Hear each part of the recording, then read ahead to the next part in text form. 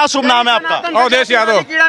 भैया एक मिनट, अवधेश यादव जी कहाँ से आते हैं आप? उत्तर प्रदेश में? गोरखपुर से आते हैं। गोरखपुर से आते हैं, यानी कि योगी जी के गिरी क्षेत्र से आते हैं, गढ़ नहीं गिरी क्षेत्र से आते हैं। हाँ, चाहे वो गढ़ कह लो, आप मानते हैं उनका गढ़ तो ठीक है।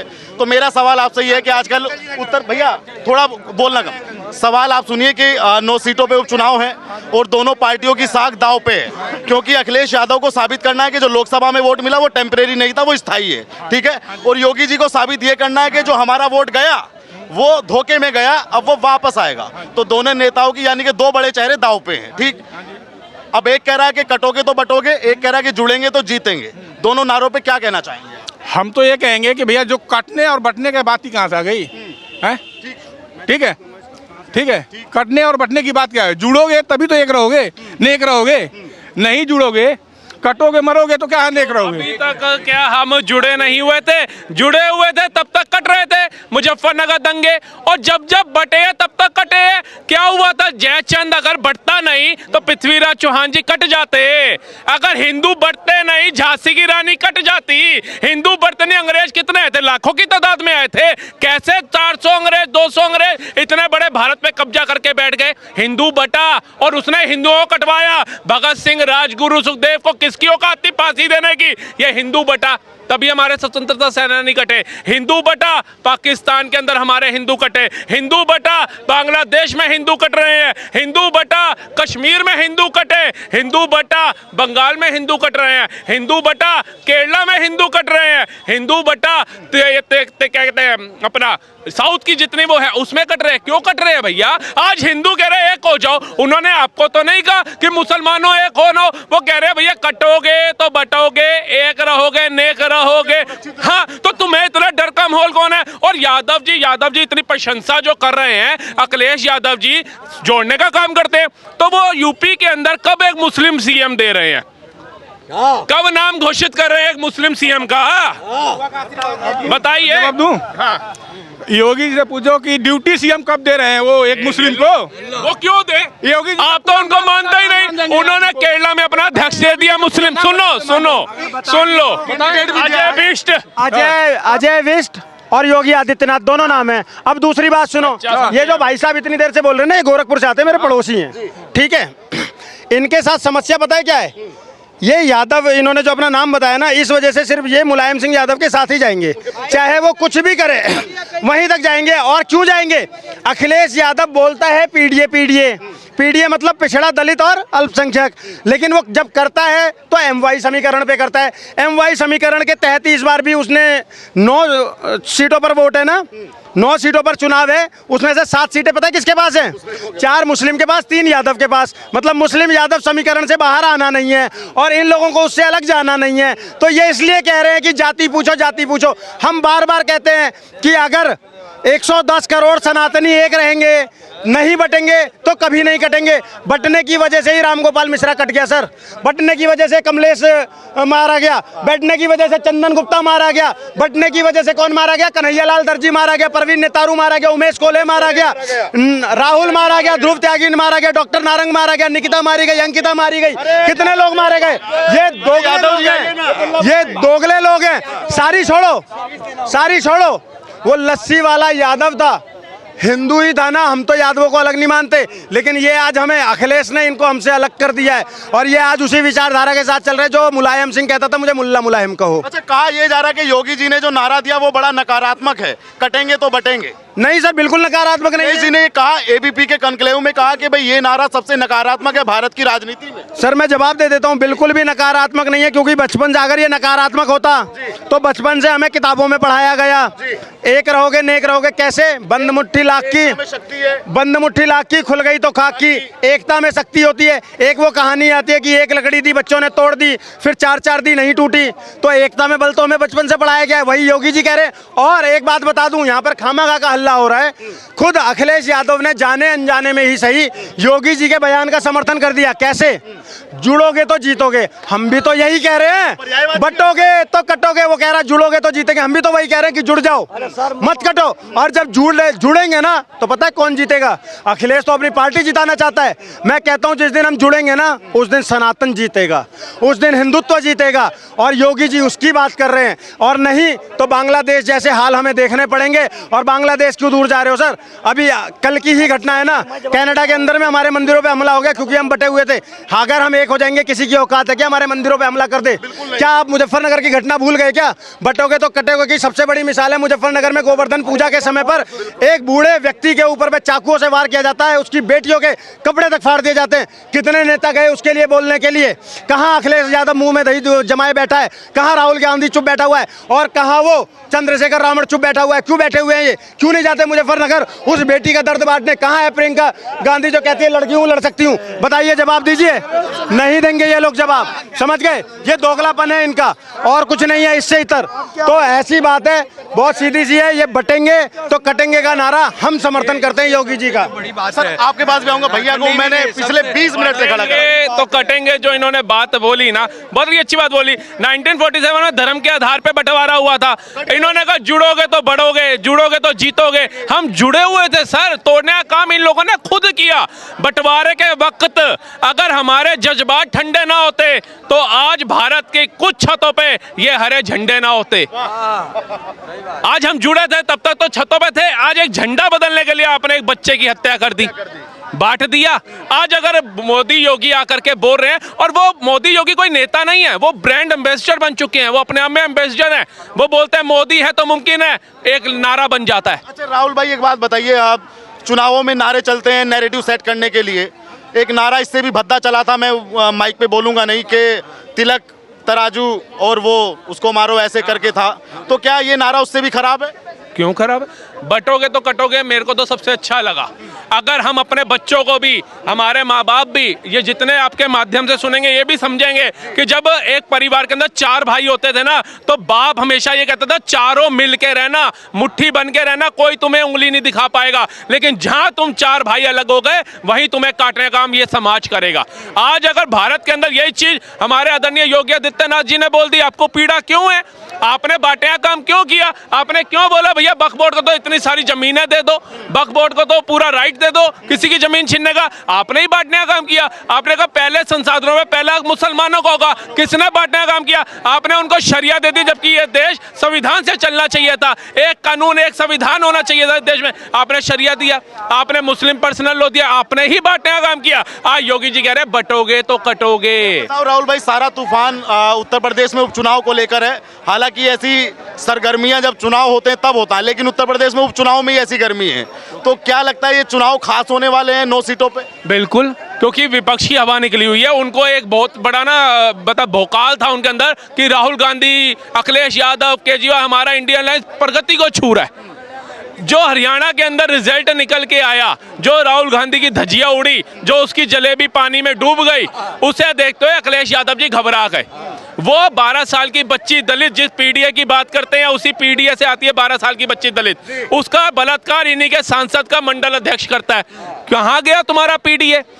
इनकी डिंपल यादव वाइफ का जो नेता है वो भी एक नवाब यादव, वो भी बलात्कार करता है। कहाँ गया तुम्हारा पीडीए? कहाँ गया यादव समाज जो एक मुश्त होकर के अपनी गर्दनें कटवा लेगा, भूखों मर जाएगा, लेकिन तुम्हें वोट देना नहीं छोड़ता? उन्हीं की परिवार की बच्चियों से रेप कर रहा है तुम्हारा ये यादव। किसको न्याय दिला रहे हो? एक बच्चे का झंडा बदलने में जान चली गई, किसको न्याय दिला रहे हो? ना ये दलित के साथ है, ना ये पिछड़े के साथ है, ना ये आदिवासी के साथ है, ना ये एससी के साथ है, ना ये एसटी के साथ है। इनको सिर्फ काजू। अरे अवधेश प्रसाद जी को देखा नहीं तुमने कैसे पोस्टर बॉय बना के जहां भी जाते हैं ऐसे यूं साथ पकड़ के गट्टा चलते हैं? अरे भैया, अवधेश कुमार जी की शक्ल देखी आपने?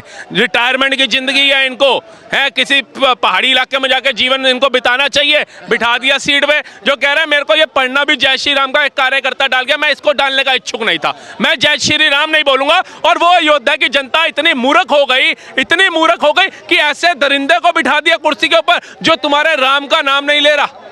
ये तो उसके मुंह में जबान नहीं डाली गई, ये तो खुद बोला वो। मतलब ऐसे लोगों को अगर तुम पावन धरती के ऊपर जिता करके बिठाओगे तो भैया बुरा मत मानना, दलित बेटी तुम्हारी थी, पूरे भारत की थी, लेकिन बलात्कार तुम्हारी बेटी के साथ ही हुआ, किसी और की बेटी के साथ नहीं हुआ। ये बताओ, अभी कल की खबर है कि योगी जी को एक फातिमा नाम की युवती ने धमकी दी महाराष्ट्र में, मुंबई पुलिस पे वो मैसेज पहुंचा, तो समाजवादी पार्टी वाले कह रहे हैं कि ये सब भाजपा का स्टंट है कि महाराष्ट्र भी जीत जाए और ये वाला उपचुनाव भी जीत जाए। मठाधीश रह चुके हैं वो, और हैं भी, और एक संत हैं, जितनी तपस्या उन्होंने कर ली अपने जीवन काल के अंदर, उसकी नाखून बराबर ये फातिमा जैसी 10 आ जाए और विपक्ष जैसे 20 आ जाए नहीं कर सकते। धजिया उड़ा के फेंक देंगे। संत से मुकाबला हो रहा है इनका, अब किसी नेता से मुकाबला नहीं हो रहा, वो संत नेता के रूप में है। बड़े बड़े हमारे दशरथ जी, राम जी के पिताजी, गुरु वशिष्ठ को बिठा करके रखते थे, उनसे पूछते थे कि मुझे क्या कार्य करना चाहिए, क्या नहीं करना चाहिए। महाभारत के अंदर आप देखो, बड़े बड़े हमारे साधु संत बैठते थे, उनसे परामर्श होता था। बड़े बड़े राजघरानों में साधु संत होते थे, परामर्श होता था, हमें ये करना नहीं करना। और आज तो साधु संत भारत की गद्दी पे बैठ गया यूपी के अंदर, उससे मुकाबला है, नहीं आ पाओगे। कांग्रेस एक मुश्त होकर के 65 साल राज किया है, आज उसका बेटा घर घर जा रहा है, अलग अलग नेताओं के घर जा रहा है, मेरे साथ गठबंधन कर लो, मेरी सरकार बचा लो। अपनी बहन तक को उसने मैदान में उतार दिया, वो भी जीती जिताई सीट वायनाड से। हिम्मत थी लोकसभा चुनाव में उतारते। जनता भी तो देखे गांधी परिवार का कितना वो त्याग देखती है। वो नेहरू जी, जिनको जनता ने वोट नहीं दिया है, अपना अध्यक्ष बन के सरदार पटेल को साइड में करके पहले प्रधानमंत्री बन गए। उसके बाद इंदिरा जी आ गई, इंडिकेट सिंडिकेट की लड़ाई करी, उसमें प्रधानमंत्री बन गई। उसके बाद राजीव जी आ गए, इंदिरा जी की हत्या का सहानुभूति मिली, बन गए नेता। राहुल भाई, चुनाव परिणाम अब तारीख भी बदल गई है, 13 से 20 तारीख कर दी गई है, क्योंकि उसमें गंगा स्नान आएगा तो वोटर कहीं ना जा पाए, तो उसको लेकर 20 तारीख कर दी है। ये जानकारी दर्शकों तक भी पहुंचनी चाहिए। लेकिन एक सवाल ये है कि अखिलेश यादव ने कांग्रेस को एक भी सीट ना देकर क्या ये घोषित कर दिया है कि गठबंधन जो था वो ढीला पड़ गया, ढीला ढाला पड़ गया?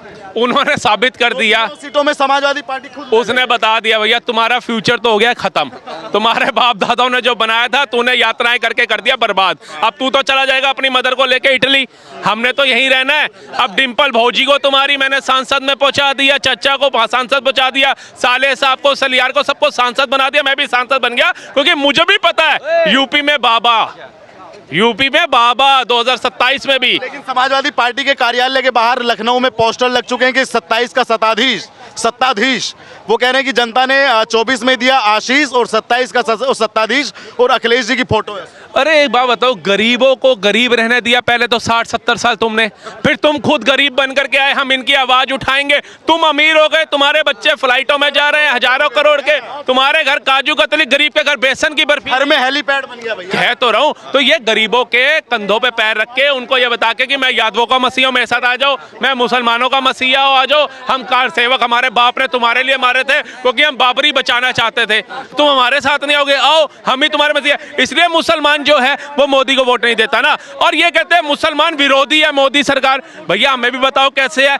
कलाम साहब को राष्ट्रपति मोदी सरकार बनाती है, भारत रत्न भी देती है। बिस्मिल्लाह खान जी को भारत रत्न मोदी सरकार देती है। वीर अब्दुल हमीद के परिवार वालों को सम्मान मोदी सरकार देती है। केरला के अंदर अपना अध्यक्ष मुस्लिम वो बनाती है। कश्मीर के अंदर मुस्लिम कैंडिडेट खड़े करती है। एक्चुअली में क्या, बीजेपी जो है ना वो सच्चे और अच्छे मुसलमानों के साथ है, और विपक्ष और ऐसे दोगले लोग हैं, कसाब, अफजल गुरु, हमीद अंसारी, मुख्तार अंसारी, अतीक अहमद, ये जितने दरिंदे हैं, नोचने वाले हैं बहन बेटियों को, गरीबों की जमीनें खाने वाले हैं, ये इनके साथ है। तो भाजपा अगर ऐसे लोगों के साथ नहीं है, ऐसे मुसलमानों का विरोध करती है, तो मैं क्या, मेरी आने वाली 10 पीढ़ियों को भी बोल के जाऊंगा भाजपा को वोट देना एक मुश्त होकर के। क्या लगता है कि ये उपचुनाव में जो साख दाव पर लगी है दोनों पार्टियों की, दोनों चेहरों की, अगर इसमें किसी को भी हल्का सा डेंट पहुंचता है, क्योंकि ये सेमीफाइनल मान के चलो, फाइनल तो 27 में आएगा, लेकिन ये पटकथा लिखी जाएगी 27 के लिए, तो जिसको भी डेंट पहुंचेगा, क्या वो विधानसभा में भी फिर पहुंचेगा 27 में? देखिए पहली बात तो ये है, जो भारत की जनता, यूपी छोड़ो पूरे भारत की जनता योगी जी को अगला प्रधानमंत्री बनाने को तैयार बैठी है, तो यूपी की जनता क्या सीएम दोबारा नहीं बनाएगी? ये अखिलेश यादव को खुद पता था। लेकिन लोकसभा में हमने थोड़ा, राहुल भाई, परिवर्तन देखा ना। वो परिवर्तन क्यों था सर? 8,500 टका ले लो, अब उनको पता है सीएम तो यूपी में योगी ही रहेगा, और प्रधानमंत्री इतने देश हैं, इतने राज्य हैं, ये प्रधानमंत्री मोदी बनी जाएंगे। 400 पार कह रहे हैं, 300 तो ले ही आएंगे। तो चलो हम 8,500 टका ले लेते हैं। और फिर कुछ ऐसे आ गए, अरे बाबा साहब का अपमान हो रहा है,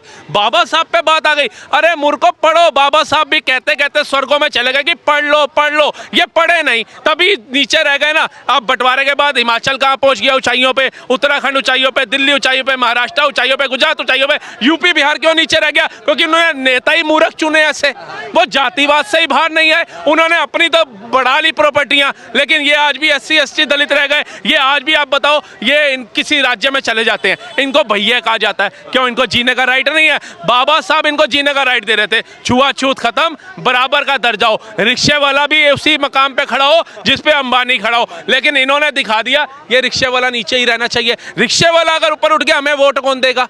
अब दिल्ली की जनता ये थोड़ी ना देती है मनोज तिवारी जो है वो बिहार से आए, वोट नहीं देंगे। हम तो कहते हैं जो काम कर रहा है दिल्ली में, जिसके नेतृत्व में काम हो रहा है, हम वोट देंगे। अब हम भी जात देख ले कि भैया ये तो बिहार से है, वो यूपी से आ रहा है लड़ने, कोई पंजाब। हाँ, ये इससे आपको बाहर निकलना पड़ेगा। मोदी जी के कार्यकाल में जो काम हो गए, मैं हर एक इस माध्यम से बोलता हूँ, तुलना कर लो, गूगल खोल लो, हिस्ट्री की बुकें खोल लो। इतनी तेजी से अगर भारत में कभी विकास देखे हो तो आकर के 1 by 1 डिबेट कर लेना मेरे साथ। क्या कहना चाहेंगे सर? यूपी में उपचुनाव है और दोनों नेताओं के बीच में तनाव है। दो बड़े चेहरे हैं, अखिलेश जी और योगी जी, और उपचुनाव को लेकर तनातनी। सबसे पहले इलेक्शन कमीशन ऑफ इंडिया को सबसे पहले ये PDA शब्द का जो प्रचार प्रसार पोस्टरबाजी हो रहा है उसको बंद करना चाहिए। It is against the code of conduct, because election commission का प्रायोरिटी है कि आप किसी जात और धर्म को अगुवाई कर आप प्रचार प्रसार नहीं कर सकते हैं। ऐसा है। तो आपने किस आधार पर आप बिहार जाते हो तो माई समीकरण लगाते हो? मुसलमान और यादव के बाकी लोग क्या समाज और देश में नहीं रहते हैं कि आप जो हाईलाइट करते हो कि माई समीकरण होगा, PDA समीकरण होगा? बाकी लोग यहाँ पर घटियारे बैठे हुए हैं क्या? उनका वोट तुम्हें नहीं चाहिए तो उनको चैलेंज कर रहे हो, उनके अस्तित्व को चैलेंज कर रहे हो। ये जो है बाकायदा इलीगल है, समझे ना? और illegal activities must be condemned, और इसको जो है तुरंत इलेक्शन कमीशन को एक्शन लेना चाहिए। अब सर ये बताइए, दो नारे हैं जो हवा में तैर रहे हैं उत्तर प्रदेश की राजनीति में। एक तो कटेंगे तो बटेंगे, और अखिलेश जी कह रहे हैं कि जुड़ेंगे तो जीतेंगे। तो किस नारे में दम है? और अखिलेश जी ने अभी कहा हाल फिलहाल में कि बटेंगे तो कटेंगे जैसा नारा बड़ा नकारात्मक है, भारत की राजनीति में पहले कभी नहीं। सुनिए, अखिलेश यादव का जो नारा है जुड़ेंगे तो जीतेंगे, तो पूरे समाज को जोड़ने की बात नहीं कर रहा है। वो कह रहा है PDA, नारा दे दिया छाप, PDA छाप। PDA का मतलब पिछड़ा, दलित और अल्पसंख्यक, यानी बाकी लोग जो है भाड़ में जाओ, हमको तुमसे कोई मतलब ऐसे अल्पसंख्यक भी है, अगड़ा भी है। नहीं, नो। तो हैं। अरे वो खुद अपनी मुंह से बोल रहा है, प्रेस कॉन्फ्रेंस में बोल चुका है, समझे? प्रेस कॉन्फ्रेंस में एक बार नहीं सैकड़ों बार बोल चुका है।